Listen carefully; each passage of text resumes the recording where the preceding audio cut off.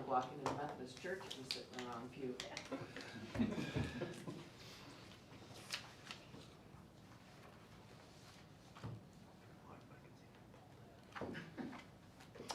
Roger, you need to add those bids to the agenda. Did you hear that again? Come on. No, You Paul bet. had his front and center. Join the club. Hair quote for a minute. Or hair quote for a minute or something. Okay, we'll call the meeting to order. Please stand and join me in the Pledge of Allegiance. I pledge allegiance to the flag of the United States of America and to the republic for which it stands, one nation, under God, indivisible, with liberty and justice for all.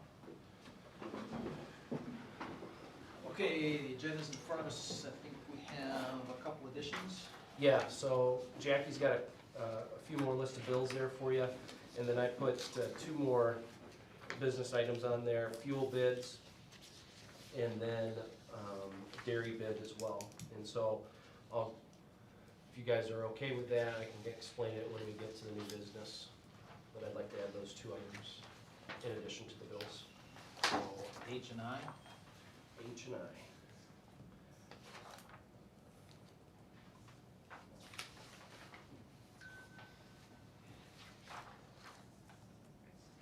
Okay, anything else?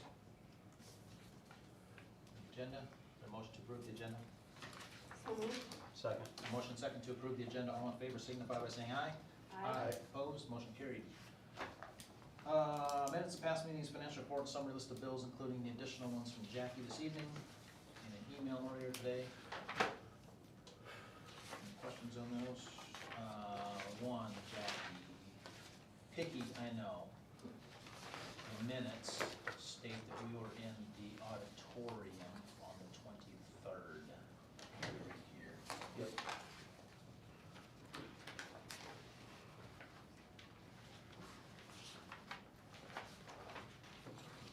Okay, anything else? Roll. Okay, so motion to approve those three items with the additional bills and amendment to the minutes. I got one quick question. Brent, there's a payment in there for some work in the auditorium. Is that the project that we're talking about with the foundation? Yep, so that'll, we'll bill it to us first, and then we'll turn around and bill the foundation.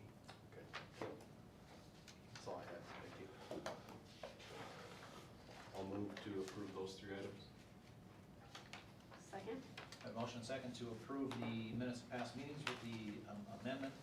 Financial report and summary list of bills, including the additional ones handed out by Jackie this evening. All in favor signify by saying aye. Aye. Opposed, motion carried. Recognitions, congratulations to staff, students, and community. I've got a couple here from Mr. Cruz.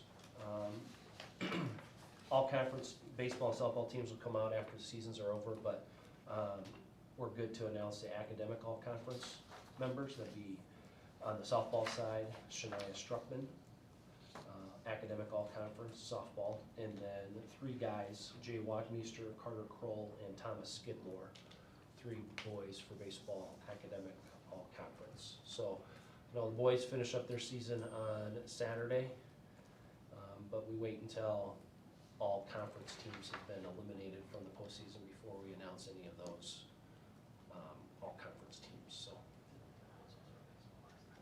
girls will play Wednesday night, opening round of tournament play. So, wish them luck. Okay, any others? Okay, we'll move on to communications, public participation on non-agenda items. I don't think anybody signed up to address the board that I see. Anybody from the public, Jackie, that you have been made aware of? None that I received. Okay, correspondence? Nothing. Okay, we'll move on to reports, principal reports. Anything? Nothing from Mr. Okay. Harmon either. Jackie, Nothing. board members? Mr. Chair? Just a quick update on the projects. We can take a walk again like we did last time if you want to, but construction meeting last Tuesday, everything's on schedule. Everything, all restrooms, locker rooms, The hood here in the high school concession stand should all be ready for the first day of school with kids. So, again, continues to make good progress on that. Softball field, we should have a fence up by the end of the week, and the dugouts should start taking shape as well. Steve Herman's gonna be starting that work this week, so that Michael's fencing crew out of Sioux Falls can begin their work on the dugouts as well. So, foul poles will go up as well. And then if you've been out there recently, you probably have seen the light poles went up a couple weeks ago. So actually, you can start to see it, and the grass is growing in, so good progress out there as well. Still a lot of grass to grow, but really looks like a softball field if you should walk up there. So all three projects doing well. Okay, any other reports? Move on to new business, consider 2020-21 fees. You can see a comparison there, a couple updates. You can see recommendation there is $5 increase to fees for textbook fees for all students. And then activity tickets is where the primary change would go. In the past, those activity tickets really have been athletic tickets except for students. My proposal is make them all activity tickets, so we would take some of those funds and funnel them to the Fine Arts Department. So right now, the only thing that adults pay for when it comes to fine arts is the musical or play. And a lot of times that's dictated by the royalties and the licensing fees that we have. So again, I'd like to just get to some round numbers. So the structure stays the same. So families would still get 2 adults, any kids TK through 6 would be included in the family, but just going to a flat $200. And then again, that activity ticket would get you into the play and the musical in the fall. You wouldn't have to pay a admission fee in there. And then that additional $30 from the family would go to the fine arts. So not athletics, but fine arts would receive that increased fee. Same thing on the single adult, that increased $15 would go to fine arts, music or band in their account. And then the senior and the student fees stayed the same.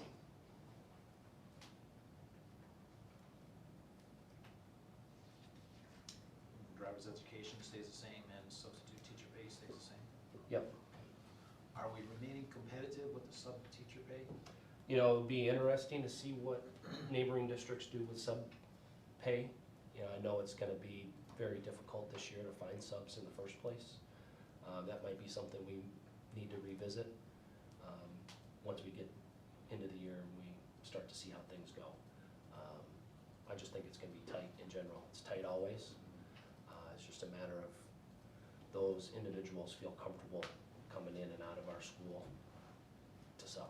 So might be something we might want to revisit, but I think just leaving it where it is right now, if you guys are okay, after we maybe start having conversations with those folks, August, September, we might need to make an adjustment. How much is it, I haven't been to a play or musical, what is the average cost to get in there? What was it last year, like $6? $6 or $7. I don't remember exactly. So it depends usually on how popular the play is or how newly released it is. Sure. As to the cost. So I've been places where it's been $10 for a ticket. Other places where it's, $5. How many home events will we have next year? For- For all activities? Well, I guess- football will have 4 varsity home meets. Basketball, typically we have 11. 10 or 11. Yep. Volleyball. Wrestling, 1 or 2. Wrestling, yep, 1 or 2. So now we're up to 15, 16, 17. Track, we host 1 home track event. Plus volleyball. And then probably another, 6 Probably 6 games of volleyball. So we're right around 20 home events. The only reason I second guess this is just because of the environment that we're living in right now.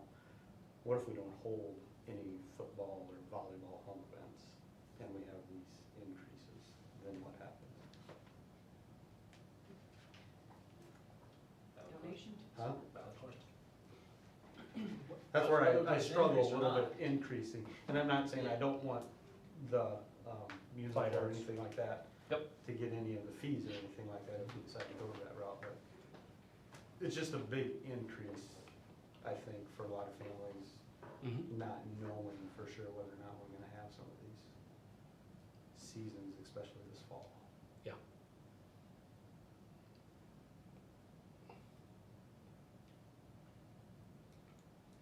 That could very well be an issue whether you increase the price or not. Agreed, that's why I struggle with doing an increase. I don't disagree with you. Like this This year, yes. In a typical year, completely understandable, but that's where I struggle. Yeah, okay, makes sense. Average sub pay throughout Northwest AEA is $115. 115, you said? Yep. Okay, so 120 is right there. That's, the majority is 120.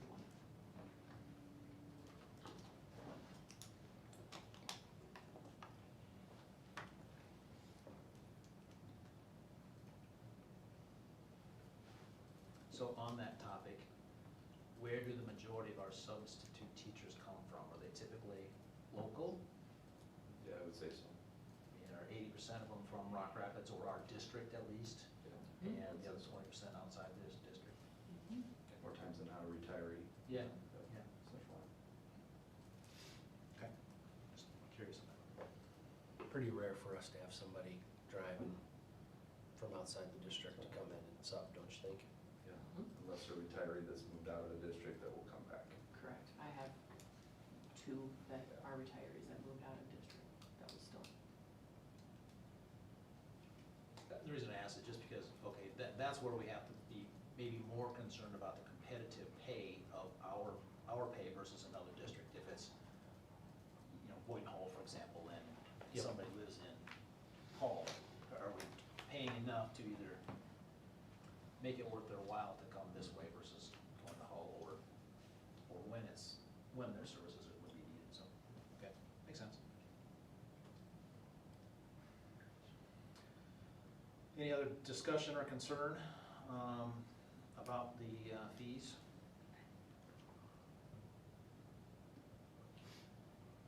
Well, Jason, you, Dan, and I, and Dave had a conversation probably maybe a year ago or so about some activities that needed some additional support. But doing the increases here for the activity tickets, is that one of the ways to funnel some dollars to those Yep. There's a, subgroups, if you will? yep, there's a formula that's in place that allows them to get a certain percentage of the. But this sales. increase would Yep. go to the fine arts, you know, Yep. those, we had that request at a few different times last year, should we start charging for fine arts events and stuff?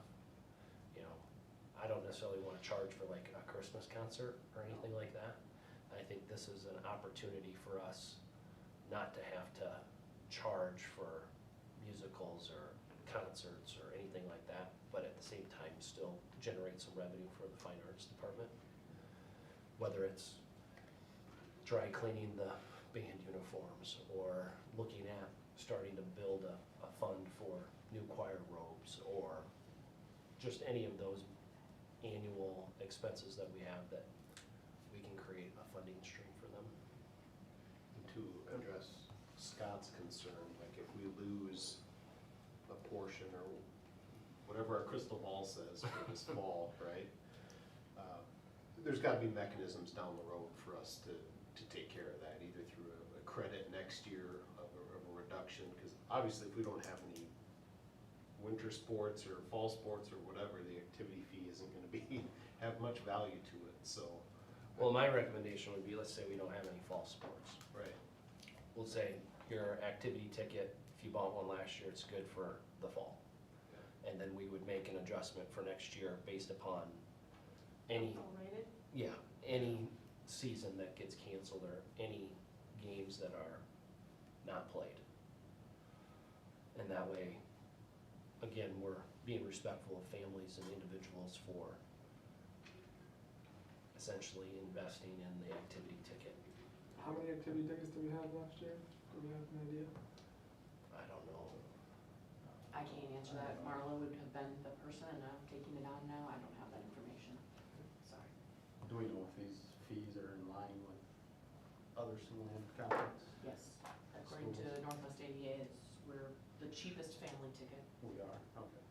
by $10. And activity tickets are anywhere from 50 to 125 for adults. And students are anywhere from 35 to 65. So we are not the worst. So we're in the range. Oh, absolutely.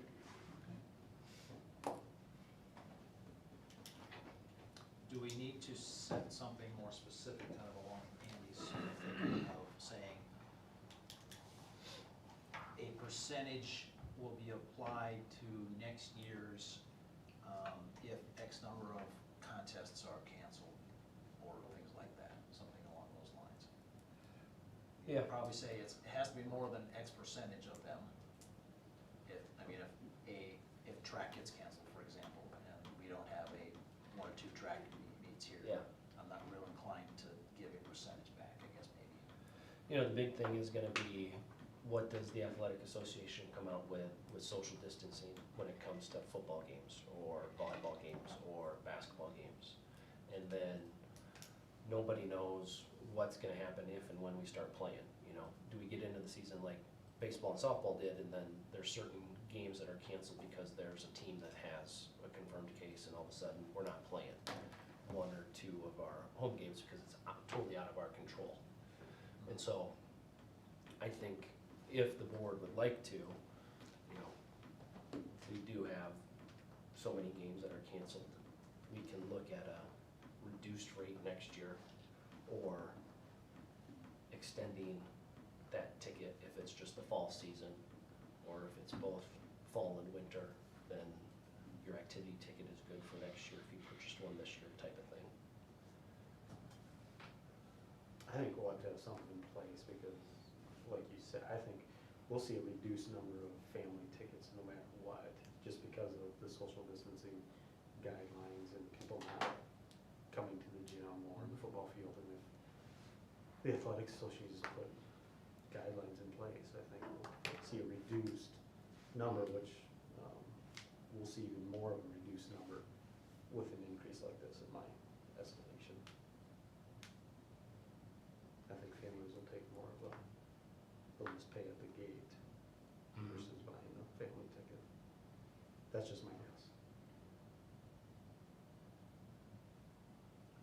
Your question was what, Joel? How many? How many? Yeah.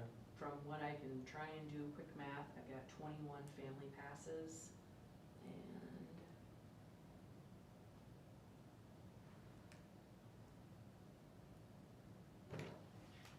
13 adult.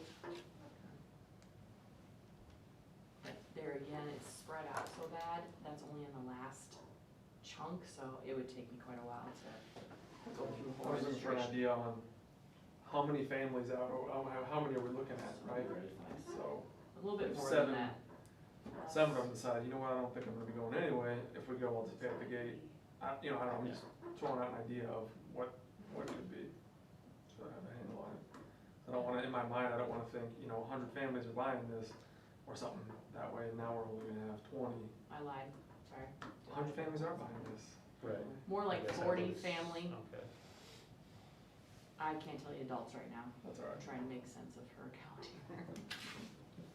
So we could always pass the fees as they are with the condition that the board revisits this topic should there be cancellations. Or you could keep them the same. You can say, we're not gonna pass along any increased fees, we're gonna use the same rates as we did a year ago.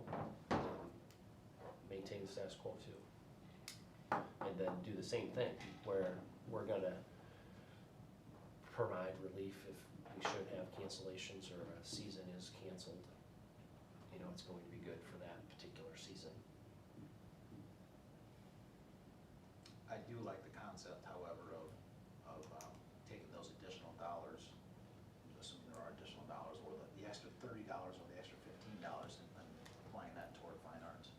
And that was the primary thought process Yeah. behind this, is I don't necessarily wanna put somebody at an admissions gate when we have the parade of bands, I just wanna open the doors and say, come on in. And then,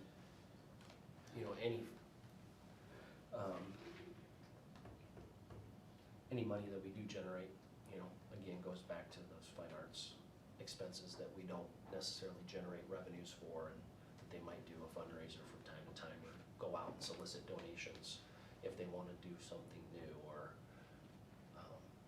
provide something for kids.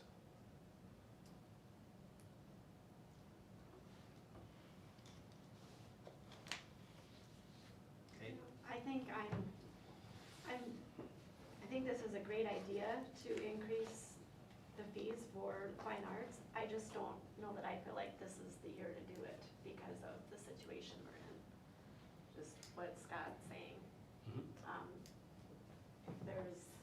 If they need funds this year for things, I hope we can find a way that they're funded for it then. But I think this is a great idea going forward, but I don't know that I feel like this is the year to do that.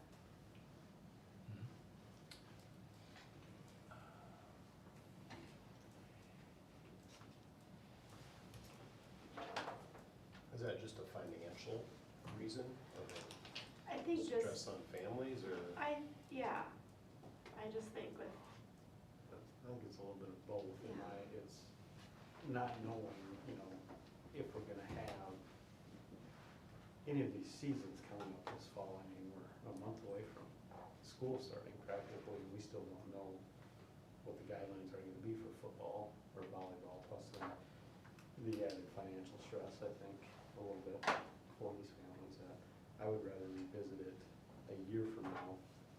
The textbooks fees and stuff like that, I'm okay with, but, and I agree with the fine arts adding it. I'm in favor of that as well. I just don't think that this is the year to add it.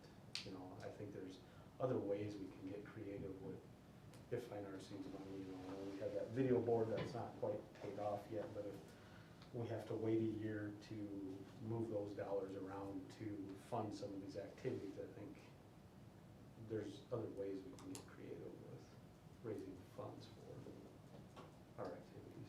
have we thought about for the fine arts activities that we do not charge an admission fee for, which is of course the majority of them, doing even a free will donation? It's been a conversation that Ann and Sherwin have requested. I did not want to do that this last year. But there's nothing wrong with us putting a donation or at an intermission or what have you, Yeah. providing something. I'm not even opposed, and this might affect our activities budget a little bit, but, if we want a portion of these family dollars to go towards, maybe we've got to do, half of it this year, maybe $155 goes to the activity side, the athletic side of it. There's a $15 or $20 of these tickets goes toward the fine arts. Yeah, I think there's already a formula, right, Jason? Okay. Jackie, do you have the total dollars for activity ticket sales for family and adult? If you don't have it handy. I can give you a very rough estimate, yes. So. Not students, because many of the students do have to buy an activity ticket, but I have the students as well.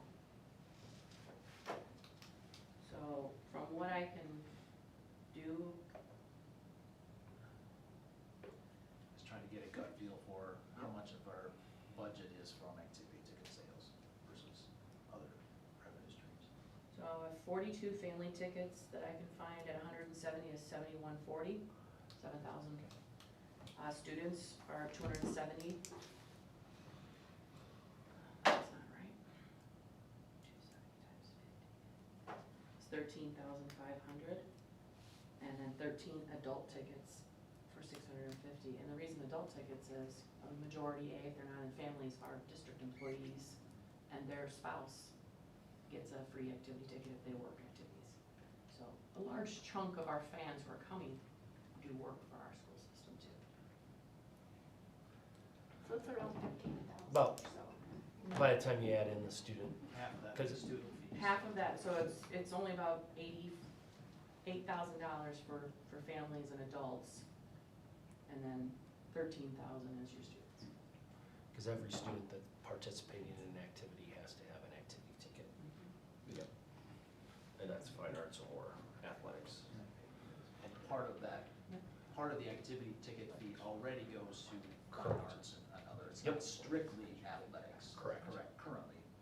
This was just an additional $30 more, or $15 more would go towards fine arts. That's Correct. already going Yep. that direction. So there's nothing, there's no formula change when it comes to the student, which is where we're generating 2/3 of the dollars. Okay. Do we know if fine arts runs a positive or negative balance at the end of that? Well, it's generally positive for the fine arts. Okay, so if it's positive already where we're at, Yeah. what's the additional $30 a ticket gonna go towards it? I think they're just a For little what he's talking about. frugal with their money too. Yeah. They probably have some outdated equipment Okay. pieces that they don't overspend. They're very Buildings. conscientious of the budget. Correct. They stick to the Okay, budget. that would be the one thing that I would agree with, is your fine arts people are very Okay. frugal. Yes. They're not having to buy equipment and camps and other things Right. as much as your sports. The other thing is here, Scott, that says in there is, we're not gonna charge, if you buy a family ticket, for you coming to the play or the musical. Right. So, let's say I do buy a family ticket, and it is $5 to get into the show. There's, 4 of you or 5 of you, if you've got how many ever kids, there's $20 if it's a family of 4. So,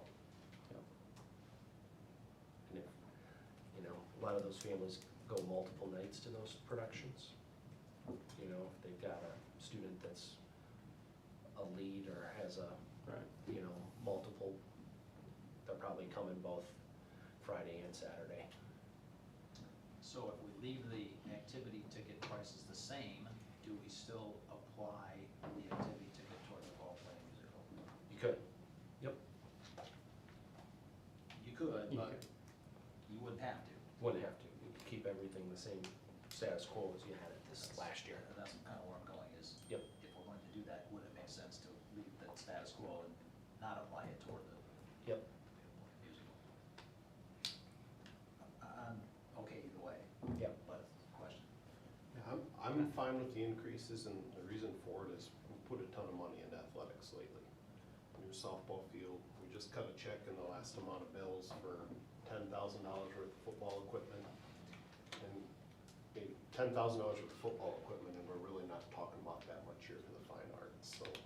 And I want to clarify, Jason, I just had a little conversation, that fine arts is more than just music. Fine arts is all of those extracurricular activities that aren't Correct. sports. Speech and. Correct, so your Is it- music already gets some booster money, your music already has some band lesson money, it's those other things that we're talking about when we talk about fine arts. And I don't think I also understand the concern about, we don't know what's gonna happen this fall and for this winter, or what it's gonna look like. And I think people will just have to weigh that, but I'm also not interested in ripping anybody off either, so. If we have cancellations, I think the district's gonna make it right. Yeah. Right? Yeah, and that would certainly be the intent, well, regardless of how much we charge for it. We'll make it right if a number of them get canceled. And I think regardless of what we decide here tonight, like Scott said, there's gonna be some families that just decide that, I really don't wanna take that risk, I'm just gonna, we'll pay at the gate this year and make it up in the next years or whatnot. I think that's gonna happen whether you increase it or not.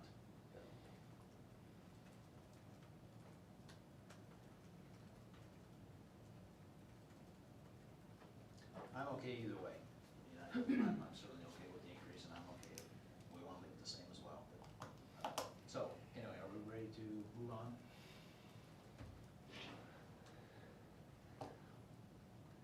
Suppose not without a motion, hey? We have a motion regarding the fees.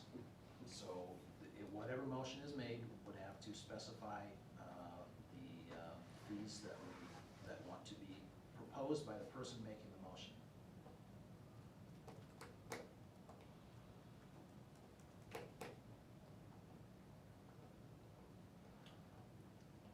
I'll make a motion. So, And I don't have an before you increase. do that, I think we're in agreement on textbook fees, Yeah. and we're in agreement on driver's ed, sub-teacher pay. So the motion can be pretty straightforward regarding those two. So the only question, I think, is, what's the activity ticket prices? Yeah, and I think I'm all right, I mean, I'm kind of in the air a little bit, but I think going with an increase, and I think as long as we will work with whatever happens in the fall and other things, I think it'd be nice for, nice for families to know, okay, well, you know what, if volleyball and football are just out the window, well, we're gonna make sure that we got it the way that needs to be done. And I think that would happen either way, but I think, yeah, Does Fine Arts get a portion of the concession stand money right now too? Right now, the concession stand dollars go to the athletic boosters and the music boosters. And the music Yep, users, They split go 50-50. half. half and half. so if you're not, so what's under the music boosters then? Just the, Just band and choir? Band and Correct. choir. Okay, So that's why I wanted to clarify that we're talking about Yeah, I got fine it. arts. I got you.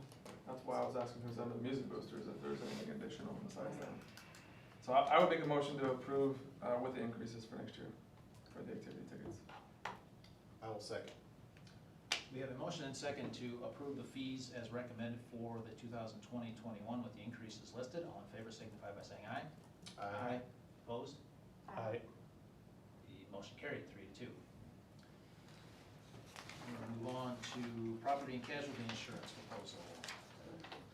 so I met last, I don't know if it was Thursday or Friday with, Lisa Deeren to go over property casualty.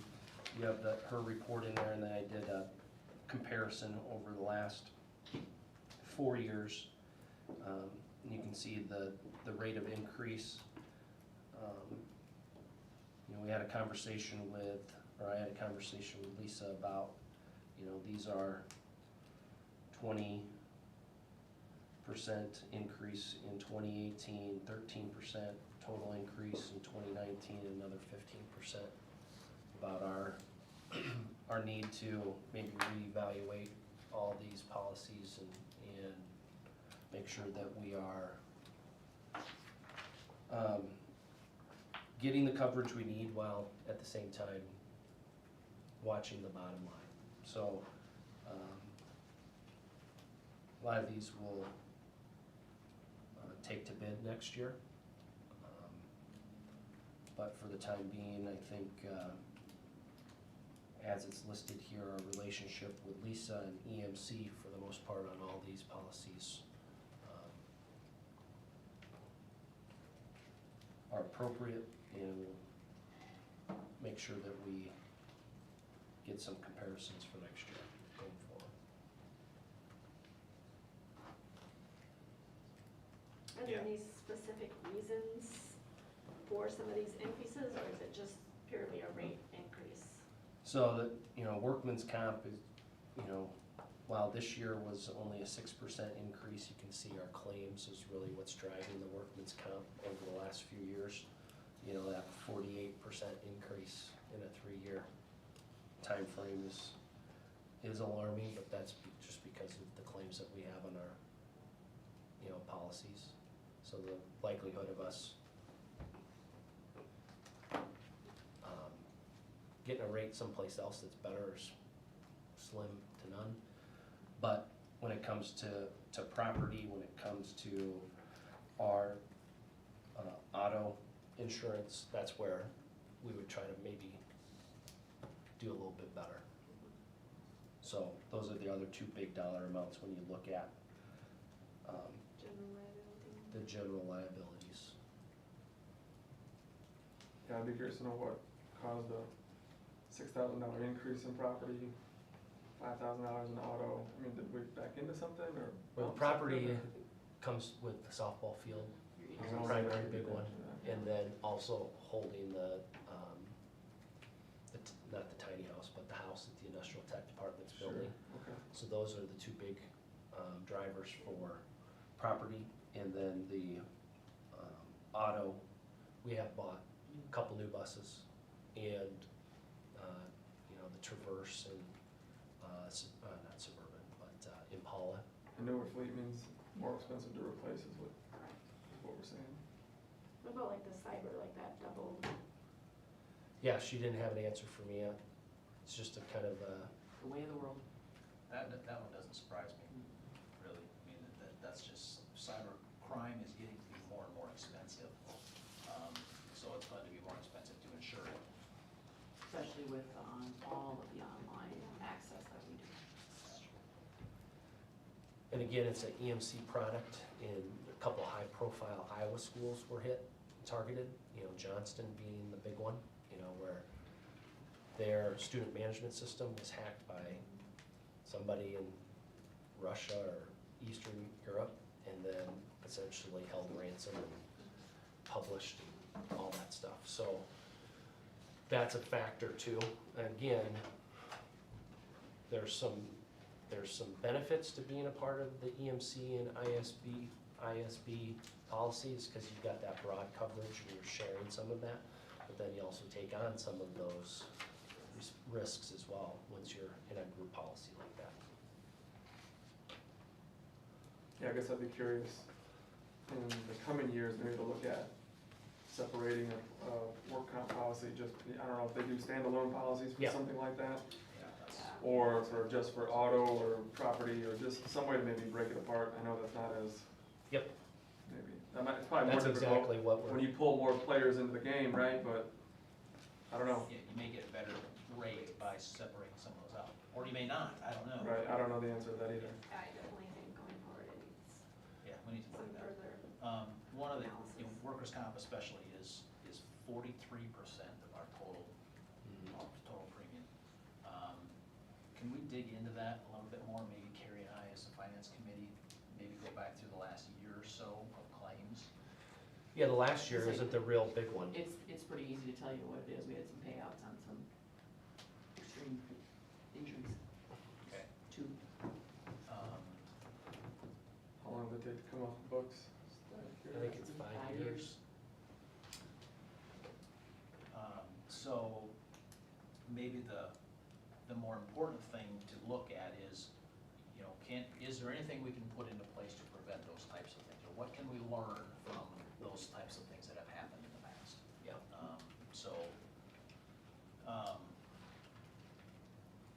And we did that during when we redid just our insurance in general. We brought that Gallagher group in, we reconvened the wellness committee and talking about, what are the things in the workplace that we need to be doing, not only from just an insurance and a well-being perspective, but the education component when it comes to workman's comp, especially on our maintenance facility side, because that's where the majority of those work comp claims are coming in on. So Lisa does do some education at the beginning of the year with Steve Bresky and his staff, Darsha and the food service staff. But maybe a little bit more frequently would be a benefit. Just Yeah, again, and the that's- constant reminders about Yes. the workplace safety. Yes. I would say we have very minimal instances. It was just a couple Big. larger. Large ones. The minimal instances are, I was one, falling on the ice, or Mac cut himself working on something. Those are the small claims. It's just 2 to 3 larger claims that are hanging out there for a few years. Okay.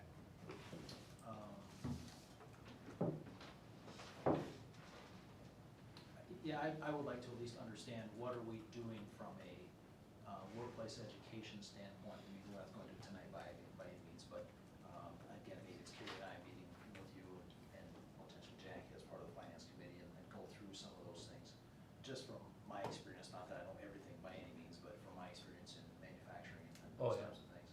Maybe there's something that we can glean from that and bring over. One of the things we do is literally every single day on the production floor is there's a topic that they talk about. Review, yep. Yeah. Yep. Yeah, I've been told a couple times already this year, don't stand on that chair.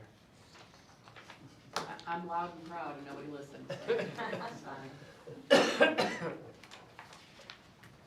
So that mean, obviously prevention is what we want to do. Definitely. Not just from a cost standpoint, but we don't want people going home injured. Exactly. That's the most important part. We want people to go home in the same condition they came to work. Yep. So, okay. Questions, other questions about the insurance proposal?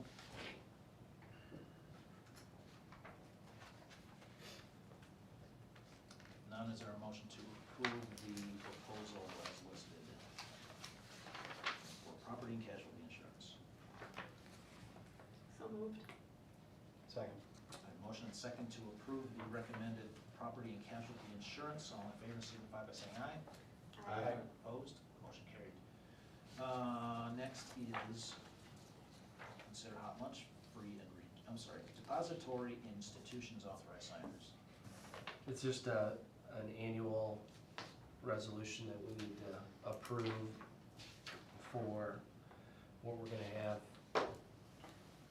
available in our banks and then who's allowed to sign.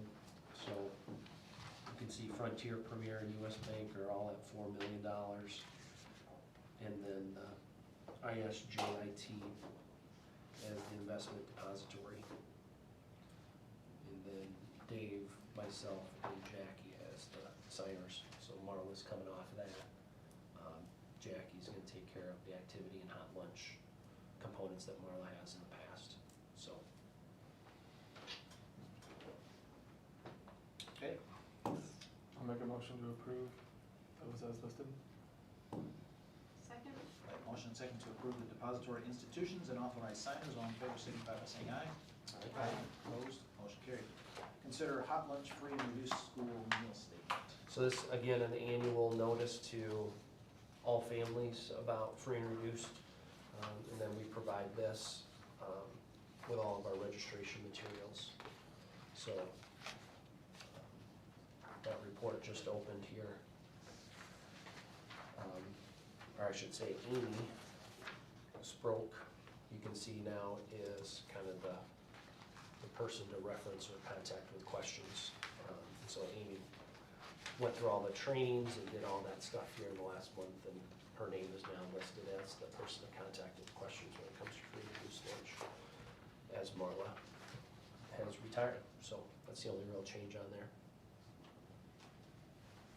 So motion to approve the hot lunch free and reduced school meal statement. So moved. Second. A motion second to approve the hot lunch free and reduced school meal statement. All in favor signify by saying aye. Aye. Opposed? Motion carried. Consider partnership with Northwestern Community College. So you can see there, we've got concurrent enrollment agreement, and then you can see kind of the billing. That's on our page 38 of the packet, page 6 of their document. And then the 4+ transitional services are for students with disabilities that are continuing to receive services beyond their 4th year of high school. That's why it's 4+. In Sheldon there. And then the third one, the third agreement is for the alternative school. We haven't sent anybody down to Sheldon for the alternative school, but this, by approving that agreement, that continues to be an option should we need it. So all 3 agreements are the same as they were last year. You know, the concurrent enrollment's the only thing that's changed a little bit when it comes to the billing. But everything else is the same language as it has been in the past.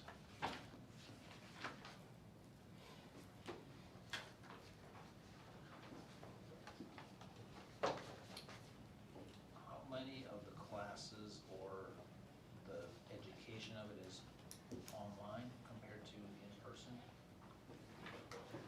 I think all of our All the, classes are online. all the concurrent, Even the CNA right now, which my daughter's taking, is almost all online, which That's was what I was never the thinking. Okay. case. Okay. So if there's an issue with a closure due to COVID or something else, then those online classes should be able to continue, or we would expect them to, Correct. just like they were This this is spring. right, right. Spring. Okay. Yep. Okay, just wanna make sure. Okay, questions about those three agreements? That's easy. Make a motion to approve all three agreements as listed. Second? The motion second to approve the three agreements with NCC is listed. All in favor, signify by saying aye. Aye. Opposed, motion carried. Next is consider policy review 505 graduation requirements. So, we had a little misalignment with 505 from what was in the course handbook, or course offering book, and what was actually in our policy. So this aligns those two documents. So previously, as you can see there, on the memo, we're continuing with 48 credits for graduation. The previous policy still had computer applications. I don't think that's been a graduation requirement for a few years, but the policy still stated it, so we're taking that out of there. We're also taking the language out about the core diploma, which used to be in there. Again, we've had that conversation again at a previous, we don't provide that because if the core diploma is lower than your 48 credits, then essentially you have to re-change the wording of all of it because your minimum credits has to be your availability for every student. That change in law went into effect 3, 4, 5 years ago. I'm not positive, but so we took the core diploma language out of there. Again, all of our kids were taking 4 years of PE. Again, that was state law a while ago, it just wasn't in the policy. But what is new is the financial literacy component goes into effect for this year's 2021 graduates, even though the last couple years, I know Mr. Docker and Mr. Groneman had incorporated the financial literacy standards already into econ and personal finance. So again, just aligning that, and then CPR certification also has been a mandatory state law thing for a few years as well. So just bringing the language up to date so it's in alignment with what really is happening. The last thing there then for the clarification, special education students previously and even through this current graduating class were allowed to graduate off their IEP goals, so what was ever agreed to and written into the IEP. But again, state law has mandated that students even with disabilities still need to have 4 credits and 4 years of English, and then 6 credits or 3 years of math, science, and social studies. Now, again, those can be taught in the special education classroom, but you still need to provide the 4, 3, 3, and 3 for all students. And they can still have accommodations relative to those, right? Correct. So, Yep. okay. So, again, that's really the only addition and change from the previous language when it comes to special education.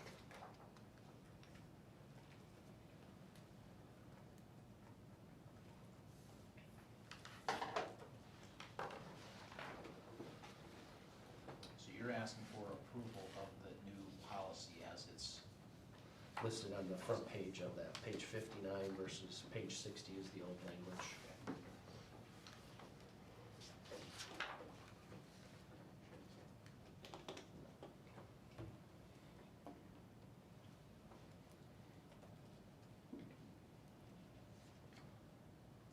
this was last reviewed in 2014, is that right?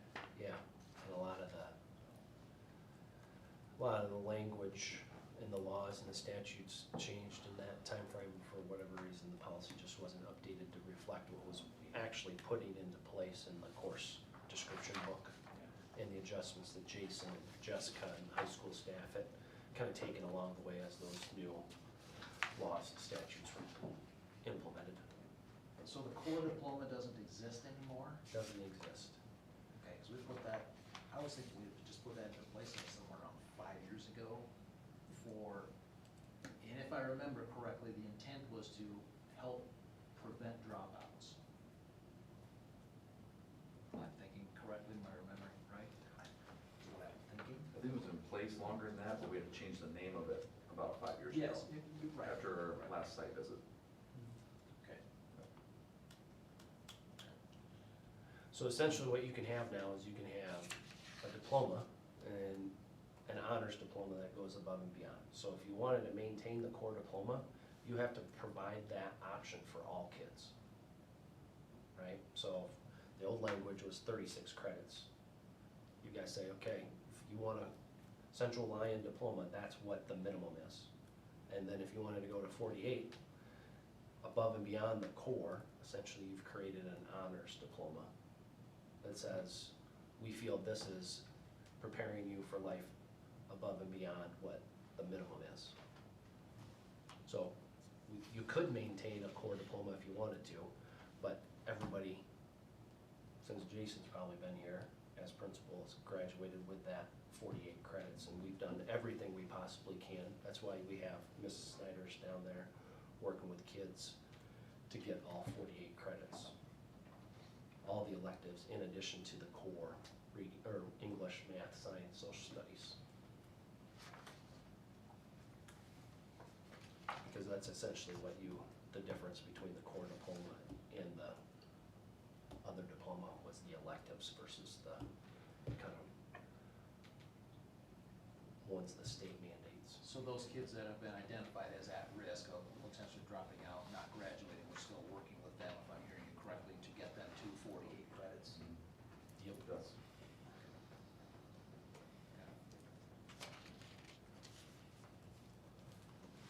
Okay. Other questions, comments? Make a motion to approve the graduation requirements. And wait a second reading, or no? Yep. And waive the second reading. I'll second. I have a motion and second to approve the graduation requirements policy 505.5 and waive the second reading. All in favor signify by saying aye. Aye. Opposed, motion carried. Personnel resignations, a number of them there. Yeah, Stacy Hazelhoff as Media Center Associate, and then we've got really 4 activity bus drivers, substitute bus drivers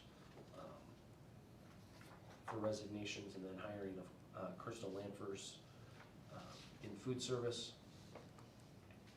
and then Denise McCarty and Sarah Groen as model teachers for TLC positions. Those model teachers, is that a renewal or is it new? Yep, so Lorraine Schramm was the kind of the 2-4 model teacher, and Kate Gerber was the preschool to 1. So those are new individuals, same Position? new people. Yep. Okay, questions? Motion to approve the resignations and hirings as listed.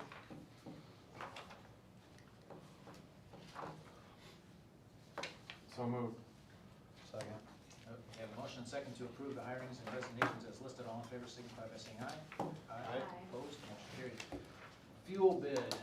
So- Hand it up this evening. Yep, so the other packet I provided, fuel bid, Jeremy put together requested bids from both Popke's and the elevator. Popke's, like this last year's the low bid, so that's his recommendation. And then, you wanna take that one first, and then I can explain the second one, or you just wanna talk about the second one? Probably should take this one. That's fine. Yep. Any other questions on that one? Otherwise, is there a motion to approve the fuel bid? I'll make a For motion to Popke's. approve for Popke's fuel bid. Second? A motion second to approve the fuel bid for Popke's Car Care. All in favor signify by saying aye.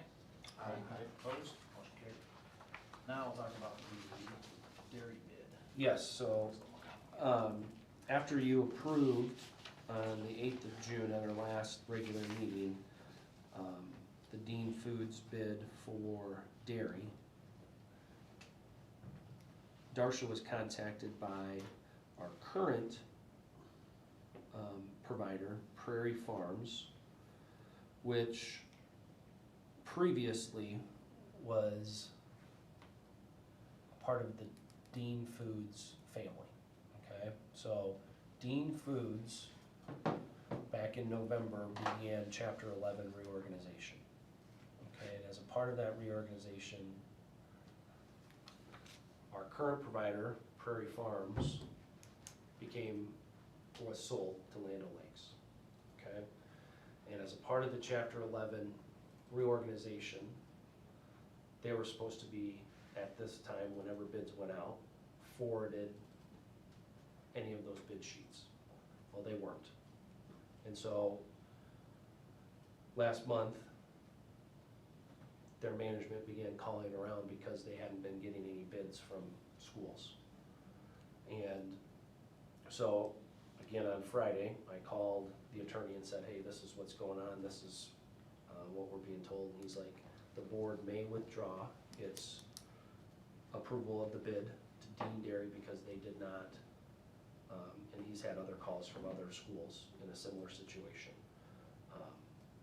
And if you recall, we sent to 3 different dairies, and we only got 1 back. And so, he said you're well within your rights to reopen this and proceed with whomever you guys are more comfortable with. So again, Prairie Farms out of Sioux Falls submitted their bid sheet, which I included here. And then I gave you kind of the comparison of the things that were really asked for bid. Otherwise, if you wanted to maintain your approval of the previous bid, you can do that as well. You're not mandated to take the lower of the 2 bids, which is Land O'Lakes or Prairie Farms out of Sioux Falls.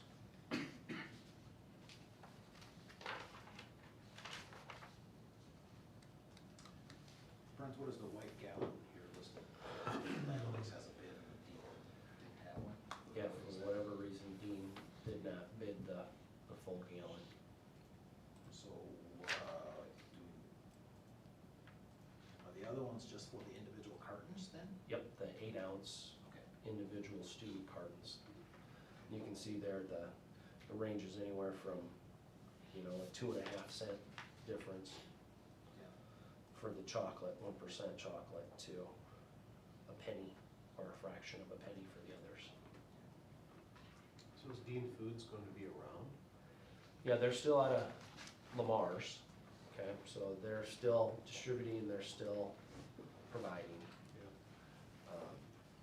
But again, they're both operating just through the reorganization. Certain components, certain distributors were sold to other, or allowed to essentially buy themselves out and go independent if they wanted to.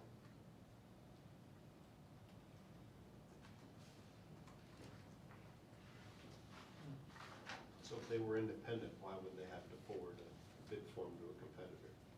It was just a part of the reorganization, part of that agreement that they were going to provide that to any of those previous Okay. suppliers or Subcontractors. subcontractors, whatever.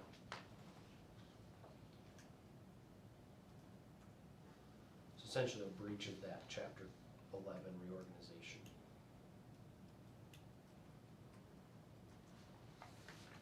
So we were actually getting it from Prairie Farms, or this current school year, past school year, I should say, actually. Yep, Was coming from Prairie Farms out of Sioux Falls? yep, Okay. Because they were owned by Dean's, is that what I'm understanding? correct. And then, so they were subbed out, right, subcontracted out to do this work through Dean's Foods. Subsidiary, yeah. And then in a reorganization, Prairie Farms was purchased or subbed out by Land O'Lakes, and Dean Foods says, well, we can still honor the prices that they were before. I like the summary. Cliff notes, right? Okay, so assuming we are interested in moving forward with Land O'Lakes, do we need to make a motion to rescind our approval of the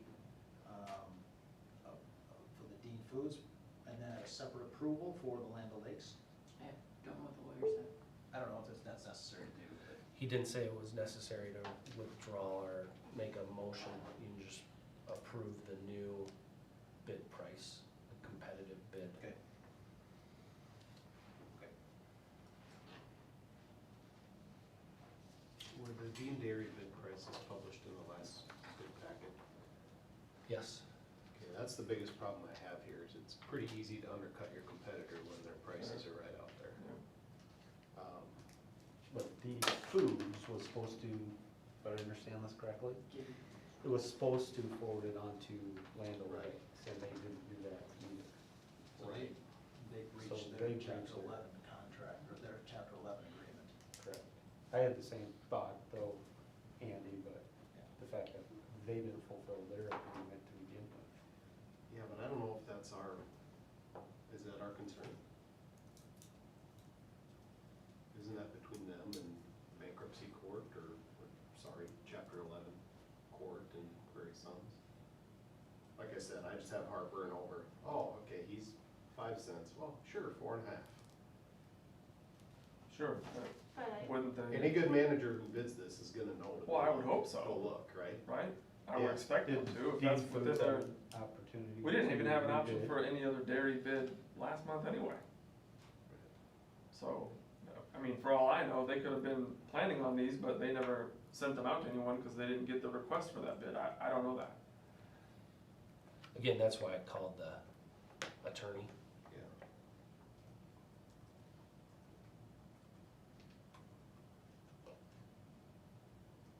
I feel like, I mean, I get what you're saying, but Dean Dairy had their chance to do it the right way and they did it. Now, as board members, we have the amounts, whether or not this is the price Land O'Lakes would have gave us last month or not, we will never know, but it's we know what Dean Dairy said, we know what Land O'Lakes said, and now we can make a decision on that. All those other parts to it, Dean Dairy breached a contract, their agreement.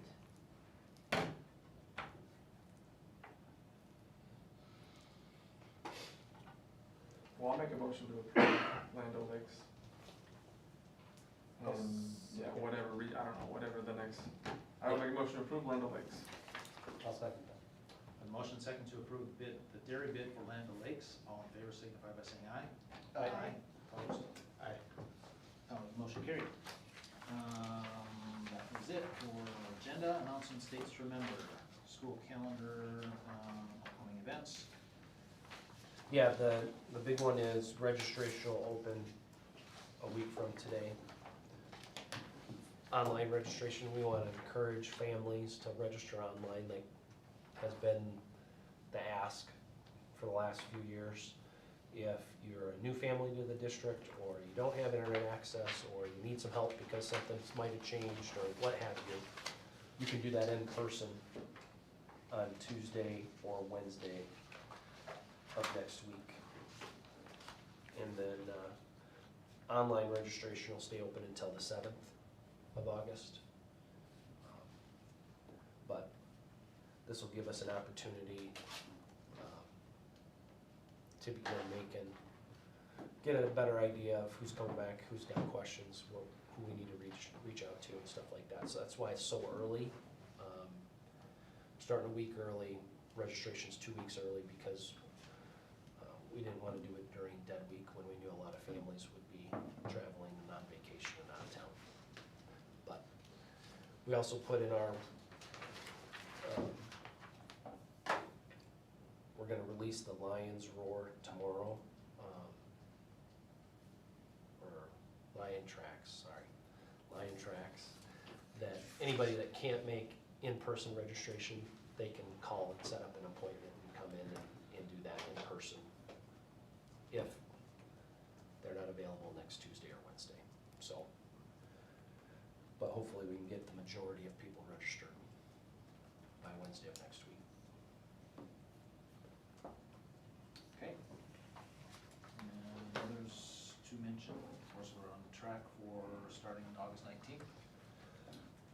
Next board meeting, is that listed here? I didn't do Yep, that. August 10, first day August of 10. fall sports, regular board meeting. Yep, you're right. Okay, any conflicts with that?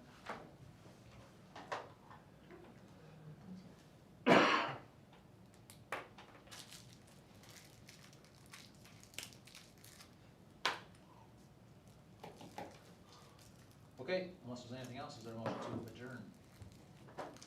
So moved. Second? A motion second to adjourn, all in favor signify by saying aye. Aye.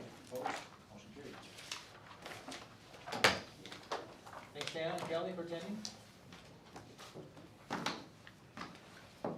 So we will, everyone needs to take a break, we'll do that, otherwise we'll go into the return to learn plan. Did you wanna have them sign any of your bills first, Jackie? It's up to you guys now or later, doesn't matter. You guys wanna take a Let's do it break? now. Here, we'll fill up my water bottle.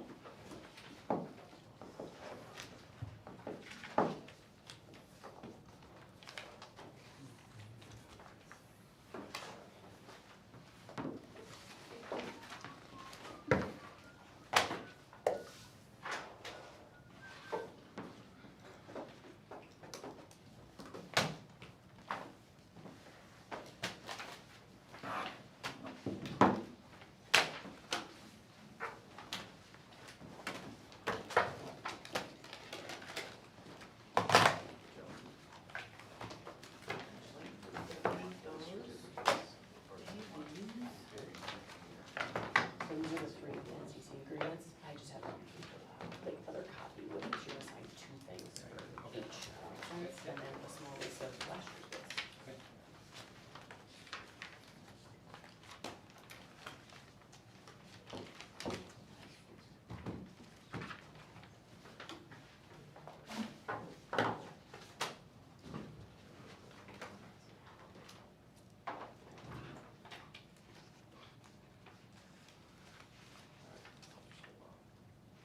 What is Rural School Advocates of Iowa?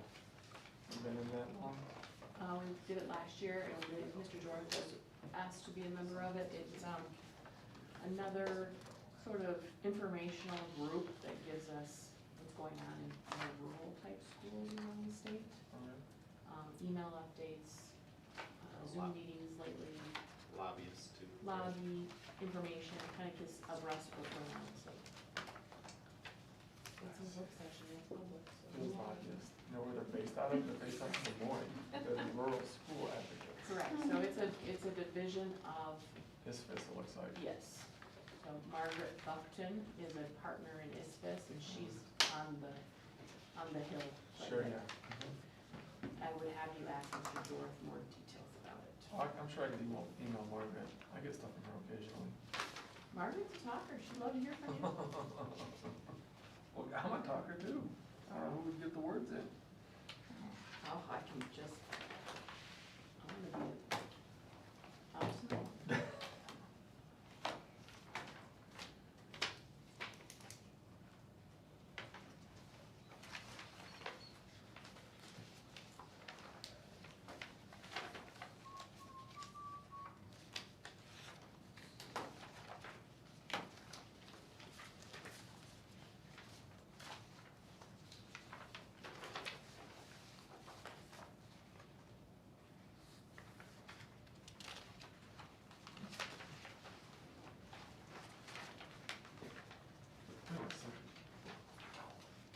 Oh, I see. Yeah, so that's why I tried to put that on this page, so it came in two versions.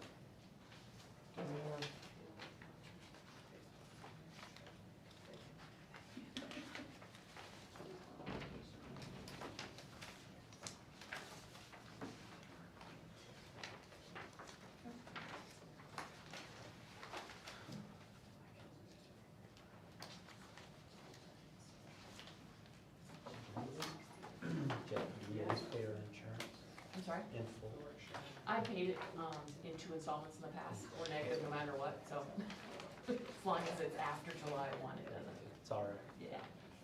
I think we went negative by $22,000, so as long as I get my retirement check out and. Yep, he's still, he'll be the 17th.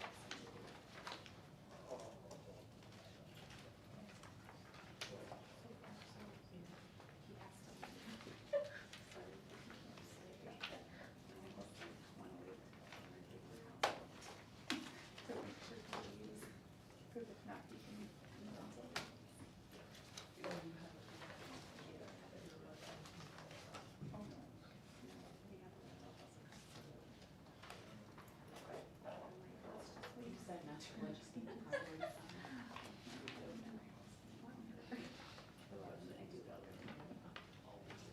I kind of thought of that as we were going through, I was like, wait a minute. You're under early Friday. Okay.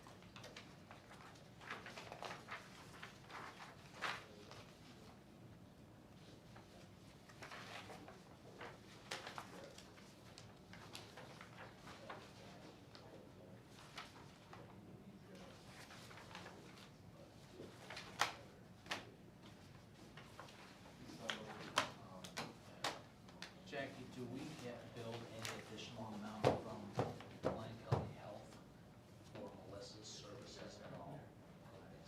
That's just her job. Only the services that Brenda does just for the district. So even all the hours that Brenda was here as a representative health, I don't believe we got billed for. Thank you. Now we've got that discussion out of the way, there you go.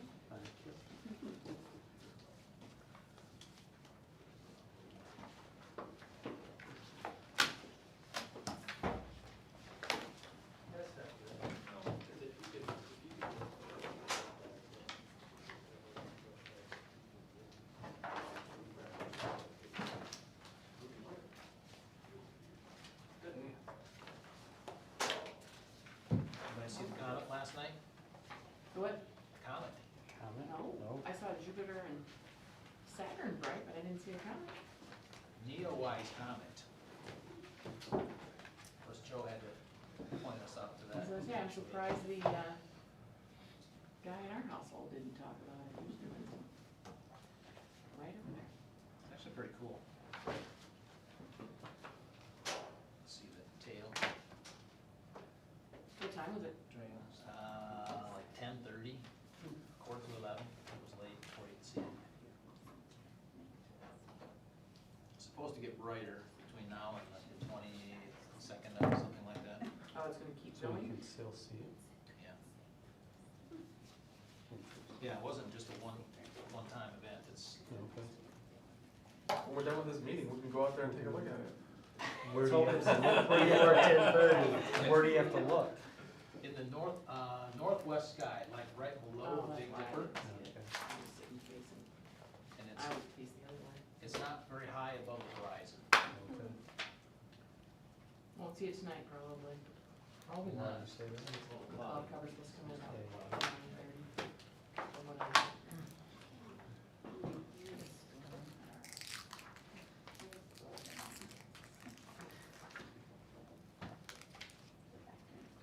Does Curtis annually go through football helmets that are on the way out?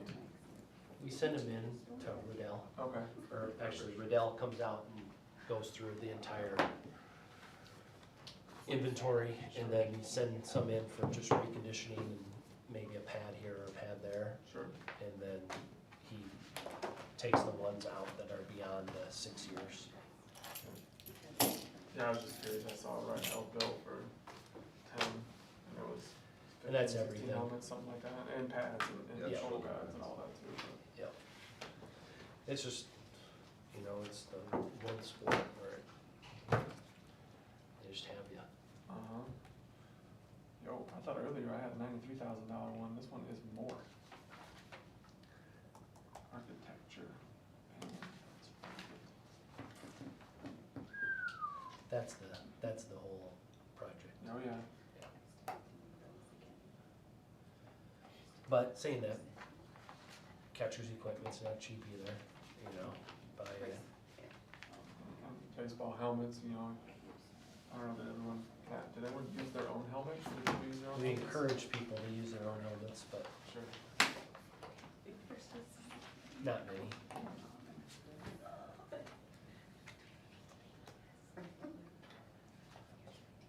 But they're not cheap either. I think we looked at buying Lily and Ben, luckily they fit in theirs they had last year. Mm. But I was in Shields or Dick's or something, and they're 55 Oh, yeah. at the minimum for just the base model. Yep. And then if you want the nice cushy foam inside, then it just keeps going up. Oh, yeah. And Ben's gotta have that, the chin thing that all Sure. the Giancarlo stand Oh, yeah. has. People have, you wanna lean in, you gotta hang out over the plate, you better be ready. I'll have to show you. Does he have the big elbow pad too? He needs it. Is it in there? He got hit, we played Larchwood this weekend. Yeah, he got a good one. So he thinks he's pretty cool, because we went, saw my nephew play.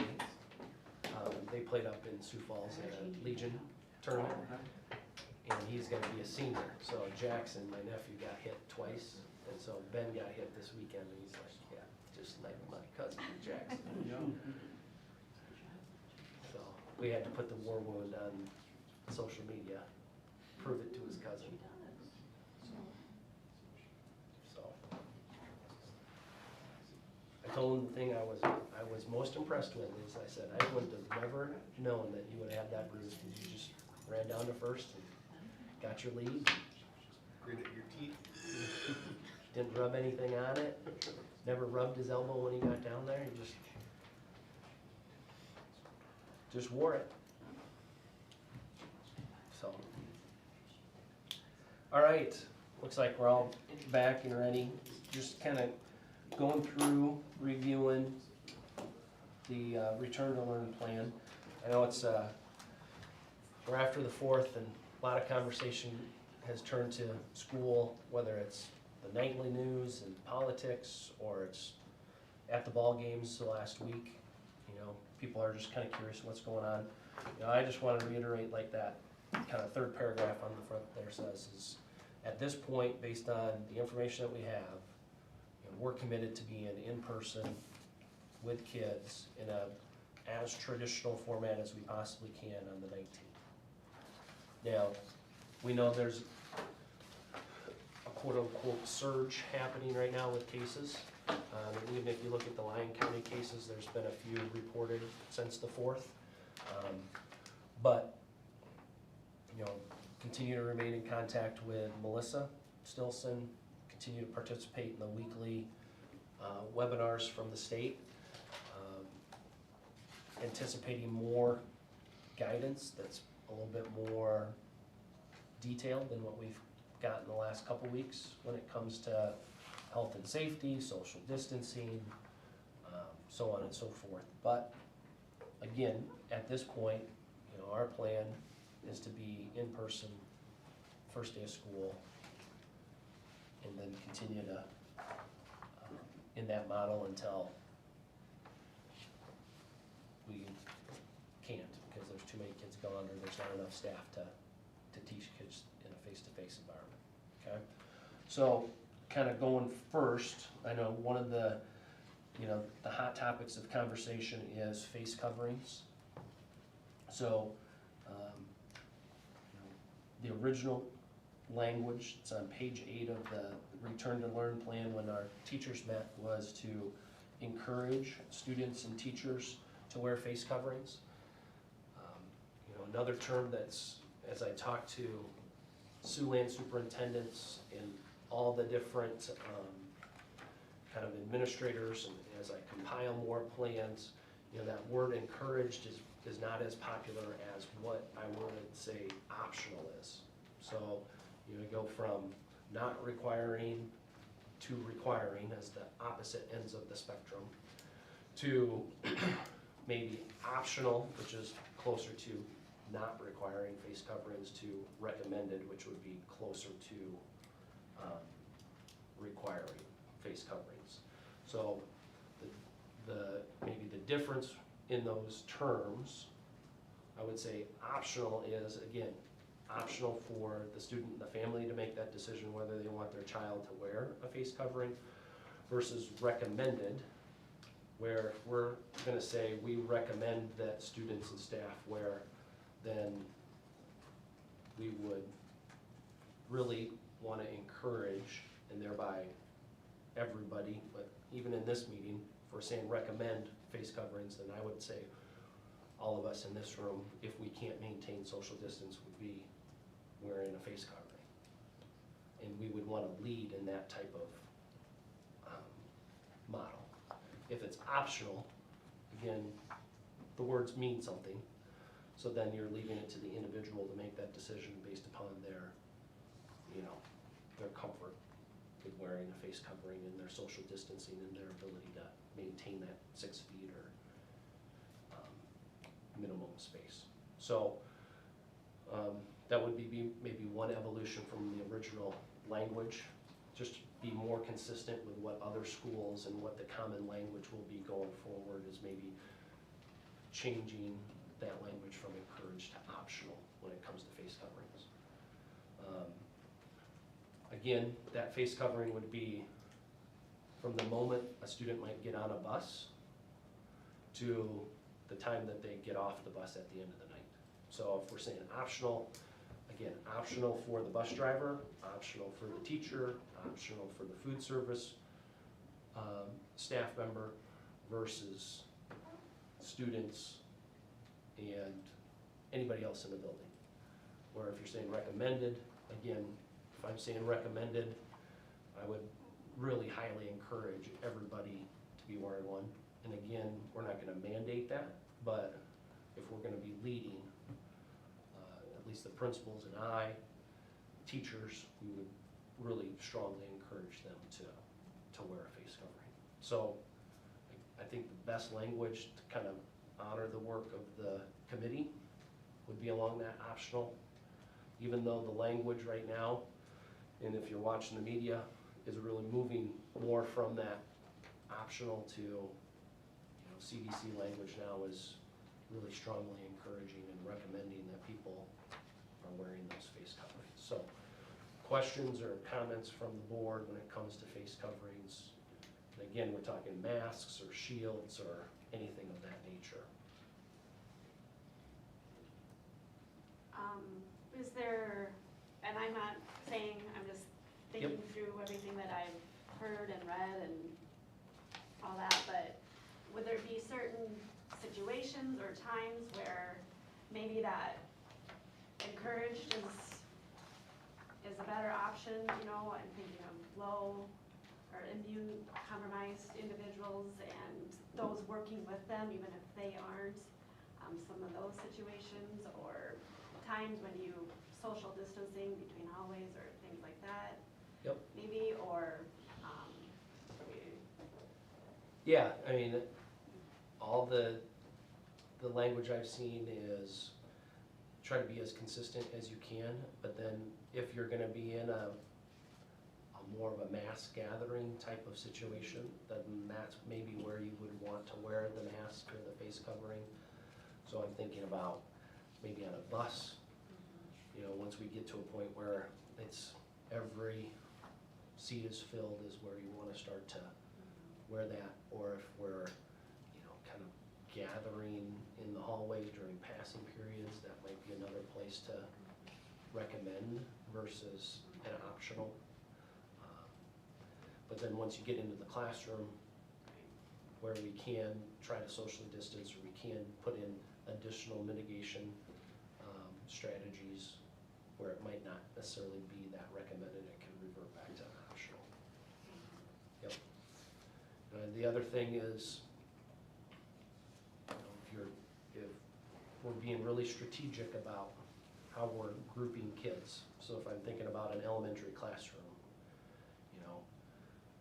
I'm trying to, like we're doing in baseball and softball right now, pod the kids as much as possible. So if I've got a group of kids that I'm putting their desks together, those group of kids are gonna be in line together. Those group of kids are gonna be sitting with each other when they go to lunch. So again, if there is an outbreak, we can try to contain it to groups of 3 or 4 kids instead of an entire class. I think that can be accomplished in an elementary classroom a lot easier than it can a 7th through 12th grade classroom. Because like you're saying, every 40, 45 minutes, that bell's ringing and there's 250, 300 kids in the hallway.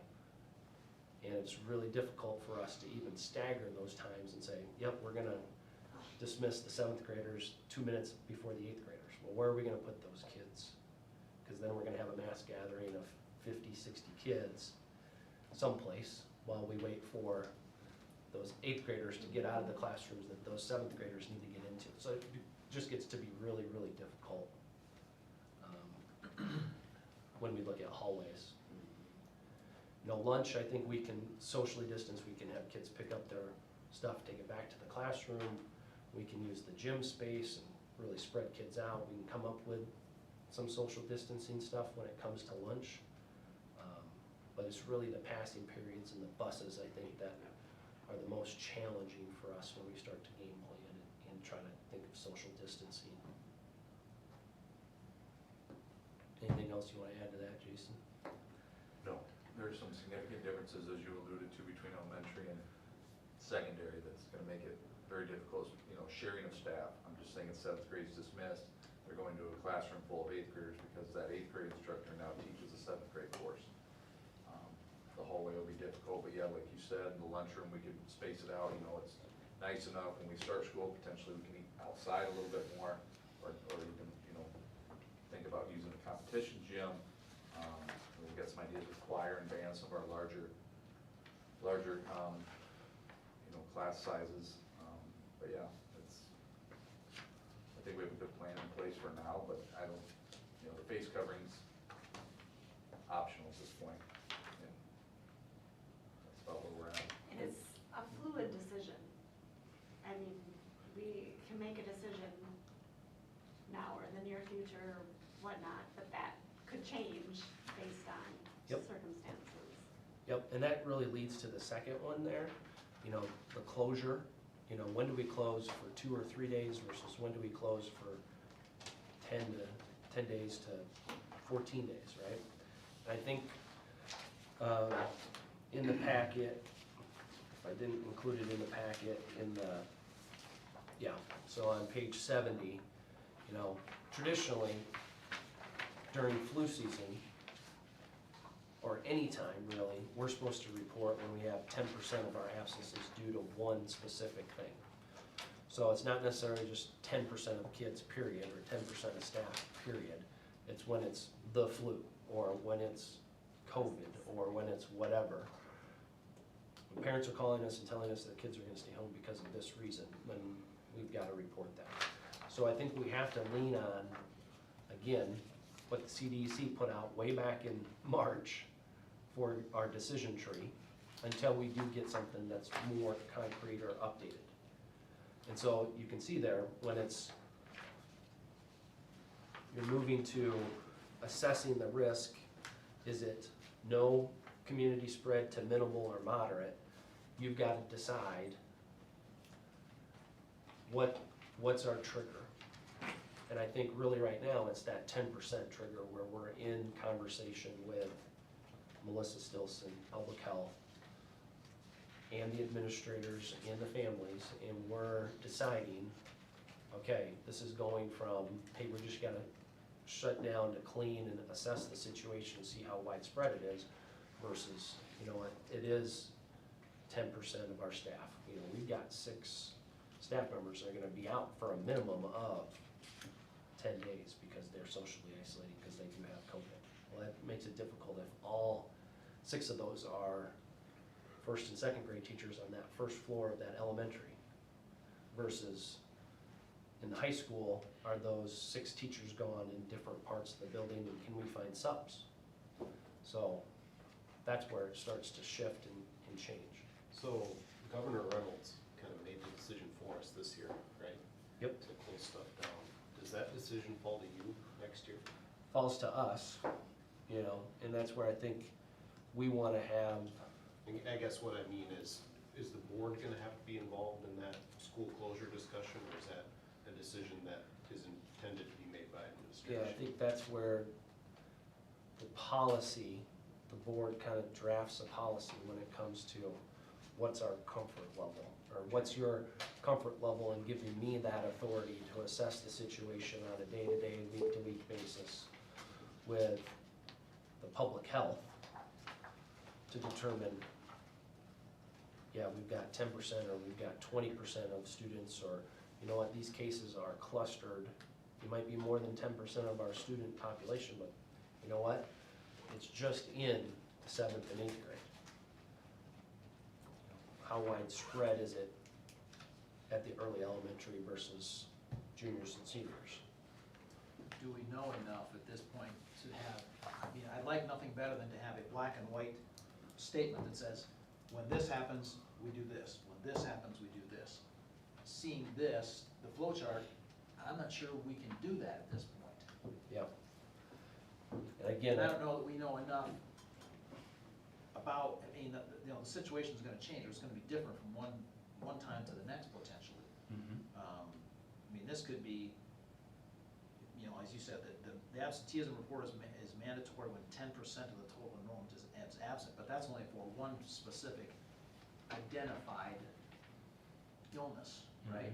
Yep. So if we have 10% of our students out with COVID, that's 70 students, or 70 students plus potentially staff members. Yeah. That's a lot.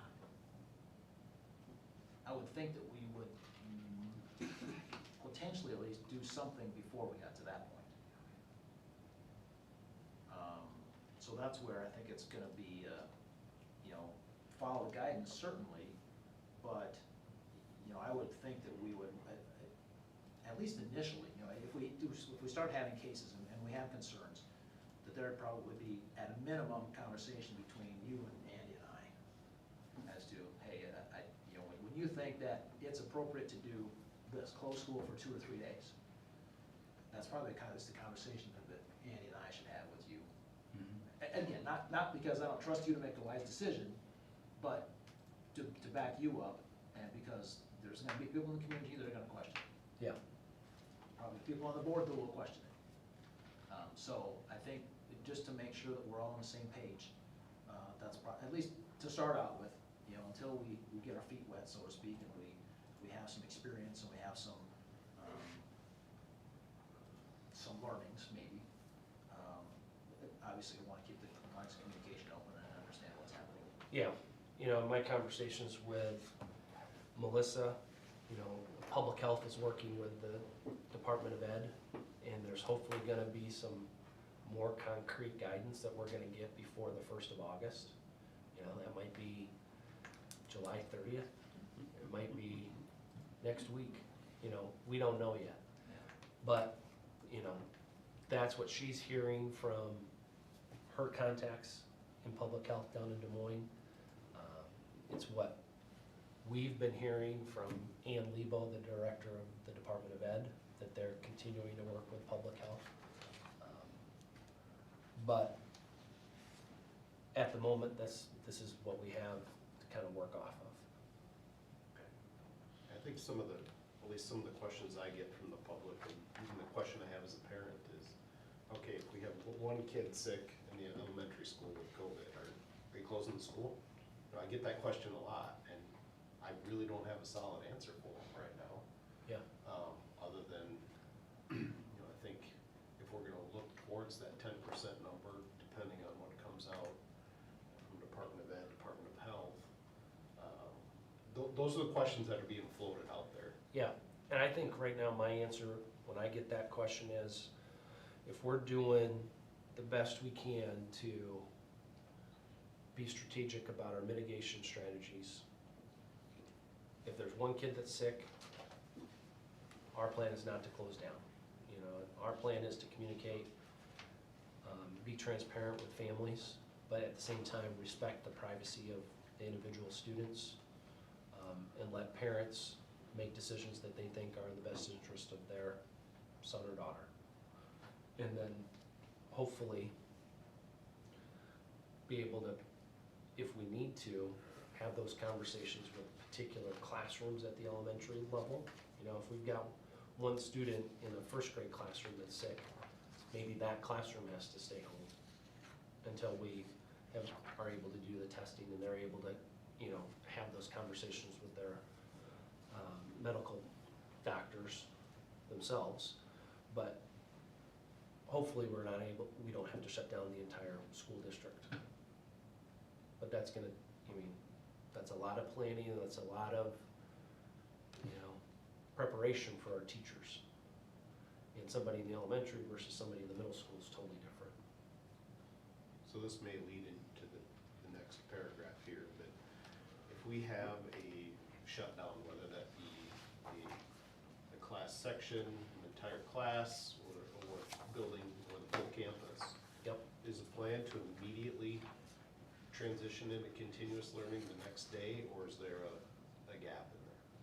I think there's a buffer, right? And that's why we've built in the 2 weeks into our calendar. Now, if we're assessing how widespread this is and we can't contain it to just one classroom, then we've got 10 days.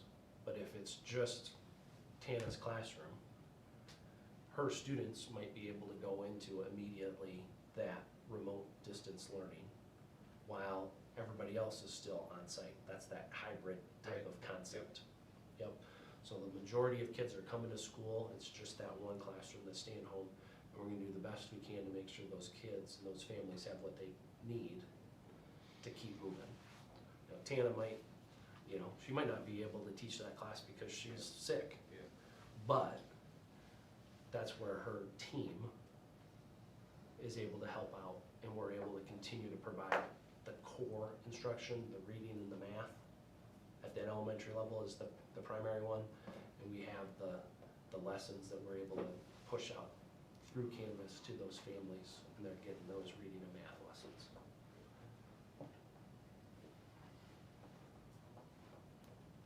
But if we close down for 2 or 3 days to assess the situation, see how widespread it is, we're in consultation with public health, we're like, this is significant. It might be on day 3, we're closed for 10 days or 14 days because it's widespread. That's when we're gonna start the distance learning. Probably not initially on that day 1 or day 2. It's gonna give us a little time to evaluate how widespread it is. I know I understand that there might be a need for a buffer, but I hope that we can try and minimize that as much as we can, and to be ready if we need that a day here or there, but 3 days seems like a lot to me. I feel like and maybe there's just things that I don't understand that's being unrealistic, but we have gone through this, so we kind of know what to expect from the spring, and hopefully we can be pretty prepared for that day coming. But we know there's going to be COVID cases that come up, and so just to be ready.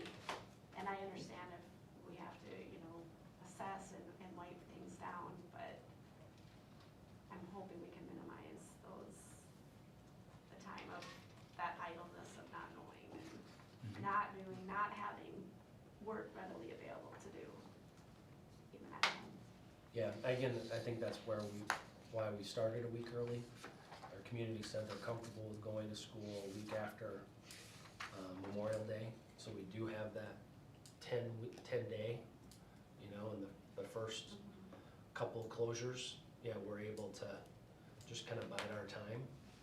But anything beyond that is when we can immediately flip the switch. And that, again, learning in that process and that transition, if it's happening multiple times, our teachers and our families are used to what that might look like. And we're able to transition more quickly after the first or second time we have to close. Yeah. Because I think we're all gonna be learning as we go through that, what that's gonna look like and what it's gonna take. And hey, I need to remember every night I'm taking home my computer and my textbooks and all this stuff. It's going home with me every night because I just don't know. But it's, Yeah, well, you know, the first I one or can two times understand. that something like that happens, it's, there might be, you know, but on the third or fourth time, we might be ready for that.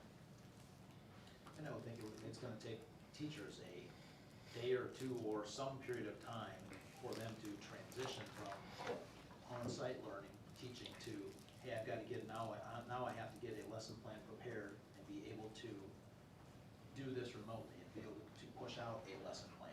It's not, I don't think anyway, I mean, maybe you Yeah. guys tell me differently, but it's gonna, you're not, if I were a teacher, I wouldn't think that I'd necessarily be able to go from teaching today to online tomorrow like that. I would say Maybe. that's pretty accurate. I mean, like when you leave school one day, typically you're ready to come to school tomorrow, pull it up and go with it.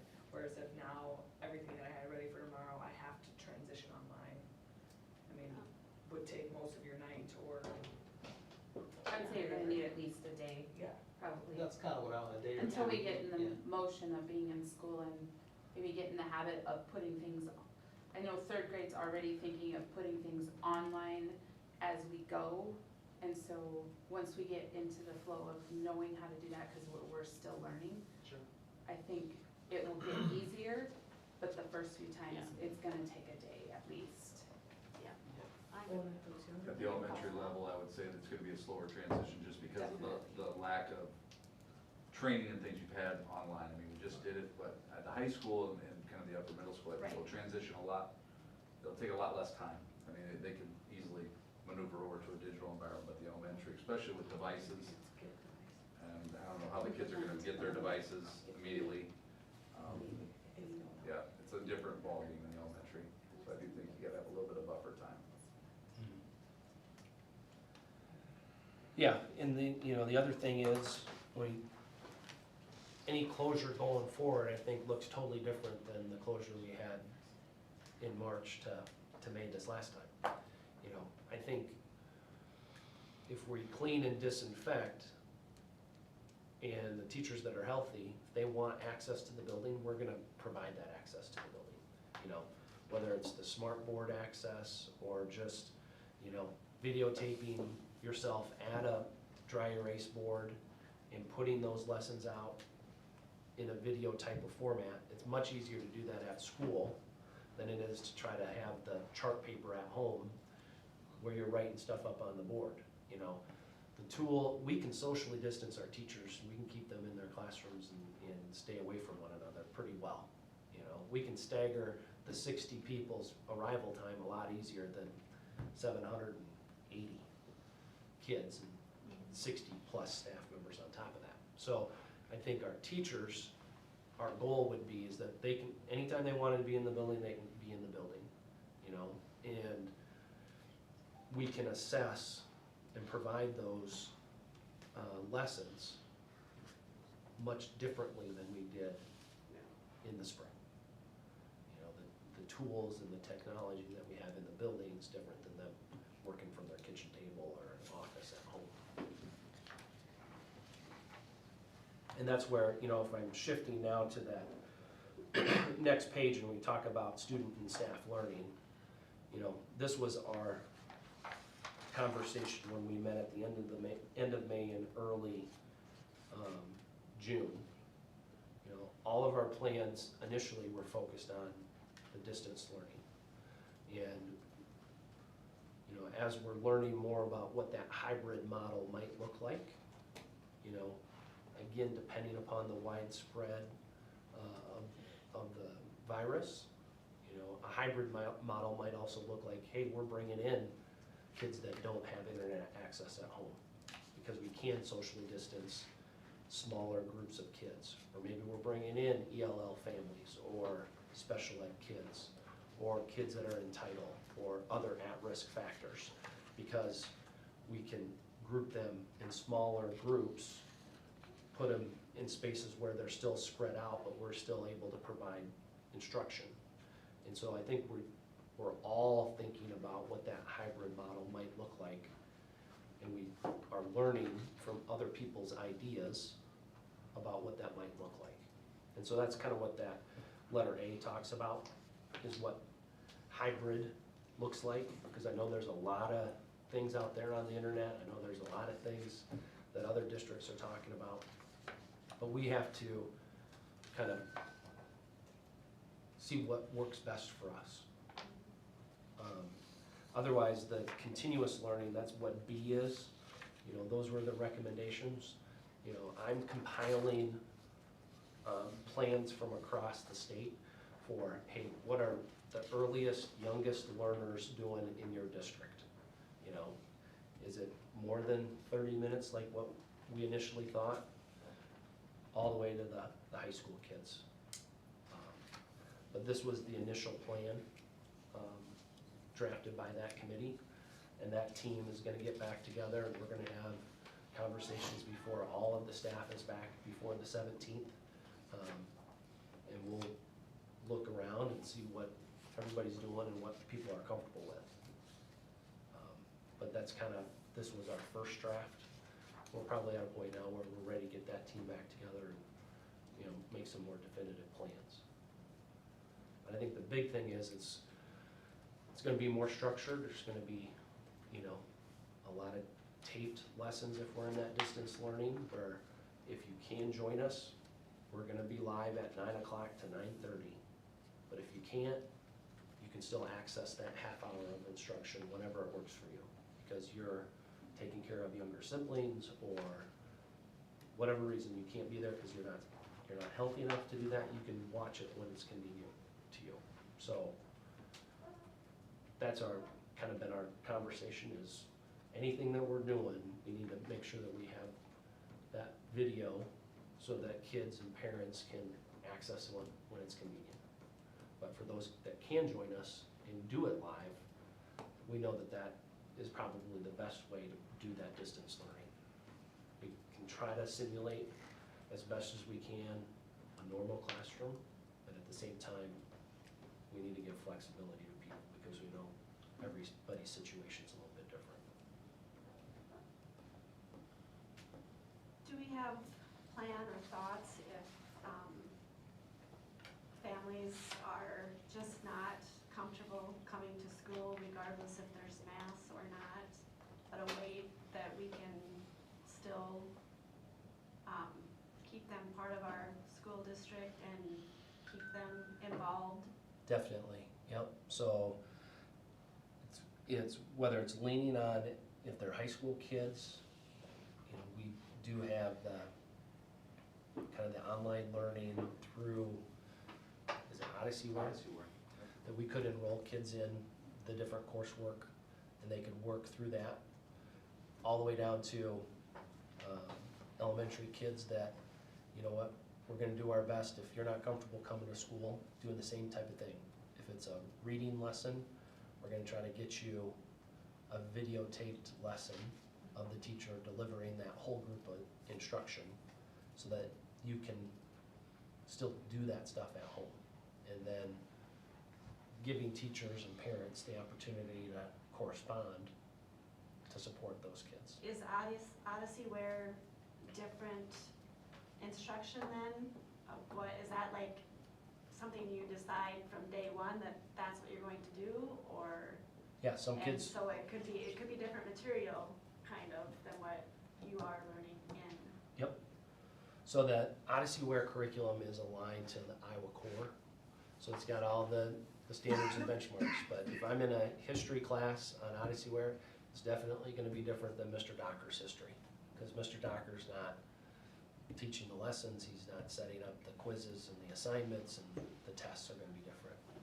But the Odyssey Ware, again, it is an online program aligned to the curriculum, so we can give them credit and they can work at it at home or at school or whatever they're comfortable doing. So we wouldn't have a plan plan in place, and if maybe at first people are cautious and aren't quite sure how this will work, but then they decide a few months, you know, so they wanna be home, but they wanna keep up on their schoolwork, then a few months down the road, they think, okay, I want my kids in school, and there'd be a gap if they made that. So again, I think if I'm a K-8 student, we're easily able to accommodate them in that situation. Where it gets challenging and difficult is if I'm a 9-12 student, where I'm assigning credit for the coursework. If I'm staying at home and, you know, I still wanna be a Central Lyon student, we're gonna have to work with those individual families and individual students to see what's gonna work best for them and what we're able to accommodate. If they're not comfortable in an online Odyssey-ware course, but they'd still like to be a Central Lyon student, we're gonna have to work with those families. So you're stating that from day one, on-site learning is not mandatory? I think we gotta have an option for as many families as we possibly can that aren't comfortable coming to school, so that they can still remain Central Lyon students. So that hybrid model, we're gonna have to be able to work with families so that they can continue to get an education from Central Lyon. I guess, I'll just be honest, I was under the understanding that everything was gonna be in person, and that these were all triggered by school closures. I didn't know there was a pathway at the beginning, so that's somewhat news to me, I guess. The thing that honestly concerns me is how many ever families that aren't comfortable sending their kids. We can't just lose those kids for a year. Right. And so that's why I wanted to move registration up a couple weeks to see who's registering and who's not registering, so that then we can begin those conversations with, okay, you were a student with us last year, you're not a student with us right now. What's the hesitancy? Is it because you're not comfortable coming to school because you're worried about your kids getting sick? So what's the pathway we can to make sure that you remain a Central Lyon student, that they don't have to take a year off or 18 months off or whatever it might be, we can keep you moving forward.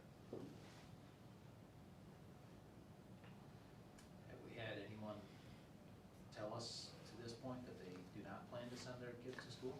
No, I've only had 2 conversations with 2 families about their concern, what it's gonna look like. And it's not necessarily, they haven't made their mind up, they're just kind of curious about what's going on and what their options are, kind of like Andy was asking. The question's more centered around what will distance learning look like in the future? You know, is it gonna be exactly like it was in the spring, or is it gonna be something different? So if we have in-person learning and we have the option of a hybrid model or full online, whatever we do there, what kind of burden does that put on staff? For, okay, now I'm gonna teach my kids during the day, okay, now I have to go take care of my online kids. Is that feasible, if you will? Yeah, it's challenging for sure, but I think that's where we want to lean on the technology, whether it's an extra Chromebook in my classroom, where it's recording me during my whole group instruction at the elementary level or even at the high school level, that I can turn on and turn off when I'm doing something for the entire class, that I can capture and then I can post to the web. And then the burden comes in with the ongoing conversation with the family via email or via Microsoft Teams to make sure that they're supported and they're getting the feedback for their student. That's where the challenge comes. Would it be fair to say it's certainly our strong preference that they attend in person? For sure. Yeah, because I agree with that. I think that's gonna put some additional burden on the staff, and I am concerned about that. I think the teacher's gonna have to get used to being on camera. I mean, Yeah, really, yeah. that's what's Yeah. gonna have to be. Yeah, and that's, for some I of wouldn't us, wanna that's do it, not necessarily comfortable, No, certainly. no. Probably, maybe many of them, that's not comfortable to do. Their kids are gonna be comfortable. Kids are watching kids on YouTube and on camera and all the time. Like, Sure. that's a natural part of, I just assume I'm being videotaped at some point. And I think my kids are even more than that. I'm videotaping them half the time, but Yeah. I think that's just gonna be, I guess in my opinion, teachers are just gonna have to be used to having a webcam or something in their room, just, it's always gonna be there. And I can decide when it's a whole group and when I wanna have it, but, yeah, it's gonna be a burden. It's gonna be important to communicate with families that, okay, this is a different type of learning this year. It's not voluntary if you go online, you're still gonna be graded essentially, right? So it's required continuous learning. It's not like you can keep your kid home and do your thing and not expect them to not do the work. They need to do the work because they're gonna be graded on it. That'd be important to communicate. And maybe it's something to build into a schedule almost, to leave, I don't know, in some way to leave time, a half hour, or whatever it is, during that time to, at each day almost, to say, okay, well, I've got a few kids, or if it's the whole class, or whatever that might be, you know what, for these 3 days, my class is working from somewhere else, I'm just coming in to give the instruction on all of these things, but they need to be available for one-on-one time, and for questions, and to respond, and for all of that, like, That's why registration is so important. yeah. And for us to identify who's not coming back or who's got concerns. Because, you know, is it a couple kids in every class, or is it a couple kids just in one grade level? You know, and so do we need to get creative with how we're staffing, right? You know, is there a lead teacher at each grade level that becomes that person that's facilitating the students that are online? Or is it one of our teacher leaders that's taking that on? You know, we've got teacher leaders already set up, preschool through first grade, second grade through fourth grade. You know, do those positions evolve and change in the next 2 years because of the number of kids? So, you know, that's, if you look at the Sioux City plan, Sioux City, at every grade level, they're gonna have 3 options, right? The on-site, traditional learning, the total remote, and then the hybrid. So then they're gonna have staff at each grade level that are doing different things. Mm. So we can do something similar here Yeah. to a scale. But until we know who's coming back and who's not coming back and why registration is so important, we can't really make any of those decisions yet. Sounds like there will be many of those decisions that will need to be made in the 2 weeks or so before school starts. Yeah.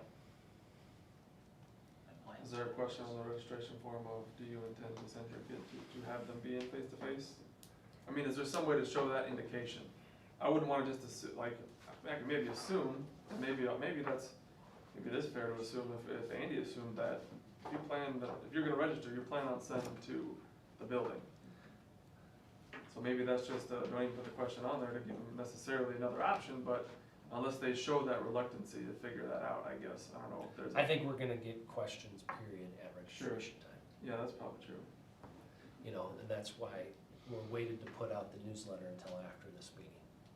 To make sure that, you know, Jason's got a letter in there, Steve's got a letter, I've got something on return to learn, you know, that people understand we're listening and we're here to field their questions and provide them with the best answers that we have at this time.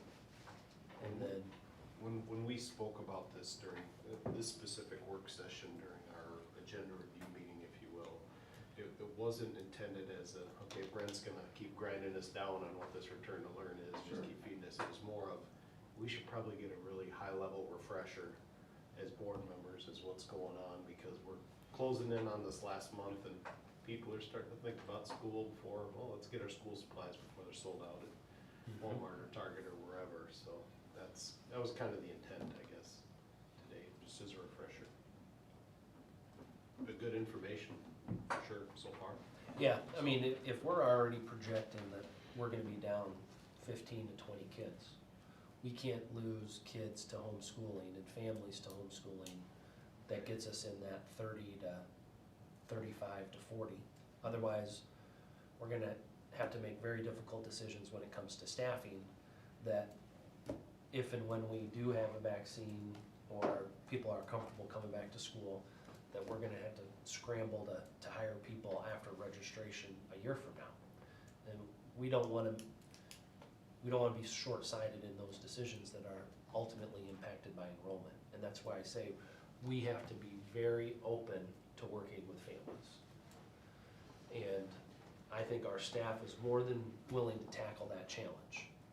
You know, whether it's the teacher leaders or it's just a classroom teacher, I think they all understand that we're in this together. In the perfect world, all kids would be here, but we're gonna need to meet kids and families wherever they're at. And I think we demonstrated that this last spring, you know, our staff worked very hard to meet the needs of kids and families. Brent, are you planning to put the school decision tree in the newsletter? I haven't planned on it. Okay, and I'm fine with that. Yeah. Here's why I asked, the first portion of it, the very top section, you know, the question about confirmed person with COVID-19 in the building, assess risk, short building dismissal. Well, to me, you could interpret that as saying, even if we have one, as you stated earlier, Andy, does that mean we shut down? Well, I think the answer is no, until we do that assessment. Right. So I just want to make sure that what we're communicating to the community and to the district about what triggers what event. You know, we're certainly going to do an assessment when we know that there is a case. Yep. We don't know what that outcome is yet, because it depends on the rest of the decision tree. Exactly. And what the risk is. Yep. Okay. And I think we learned that during the baseball and softball seasons this summer, is, you know, we have to assess, you know, the situation and take each one on its own merits. And if it's widespread, like it says here, minimal, moderate, or substantial, then that trips our trigger and then we go from there. But if it's, you know, one staff member or one student, then it's different. Okay, I just want to make sure that we weren't putting information out there, because to me, this decision tree could be misinterpreted. Yep. Okay. As Andy said, then when we have our conversation, and that's something we do every week before the board meetings, review the agenda, and that's one of the things that we wanted to make sure we did is, again, at a higher level, go through the return to learn plan, certainly not on a paragraph by paragraph basis, but, you know, make sure that we're on the same page and understand what it is. There'll be more details to it coming, there'll be more changes to it coming as after the 1st of August. And certainly to the decision matrix, it sounds like, in terms of what the recommendations are from the Department of Ed and the state, so. Okay, other questions? I would encourage you, you know, if you're getting bombarded by folks, you know, send them our way, you know, send them my way. Jason and Steve are technically off until the 1st of August, but they've been gracious enough to answer my phone calls and respond to my emails. So if I can't get an answer, then either one of them will help me. And then, you know, big thing is just promoting registration. We need to get people registered, and the sooner they register, the sooner we can continue to develop our plans. If we have everybody wait until August 7th to register online, that just makes it that much more challenging for us to finalize plans and communicate with parents.